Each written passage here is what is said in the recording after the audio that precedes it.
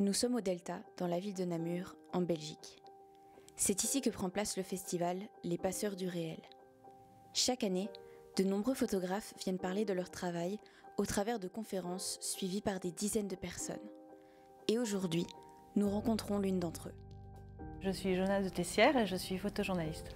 Je travaille pour Amnesty International, pour Handicap International, pour Caritas, sur des sujets aussi variés que l'excision, que la famine, que le viol comme arme de guerre.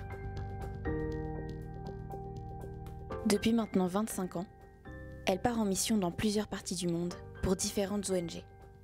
Son travail ? Faire des reportages photographiques afin de documenter la société dans laquelle nous vivons aujourd'hui. Pour les passeurs du réel, le sujet de sa conférence se porte sur les personnes migrantes qui traversent la Méditerranée. L'immigration, ça a toujours existé. Depuis la nuit des temps, tout le monde a migré, tout le monde migre, on a tendance à l'oublier. C'est important aussi d'essayer d'expliquer et de montrer par des images qu'est-ce que l'exil, pourquoi on quitte un pays, pourquoi on ne peut plus y revenir, pourquoi parfois ça n'est pas un choix.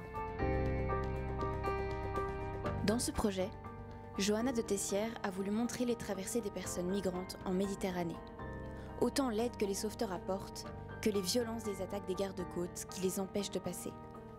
Aussi, malgré son incroyable volonté de documenter un maximum de choses, elle respecte au maximum les personnes qu'elle photographie et avec qui elle vit durant ces périodes.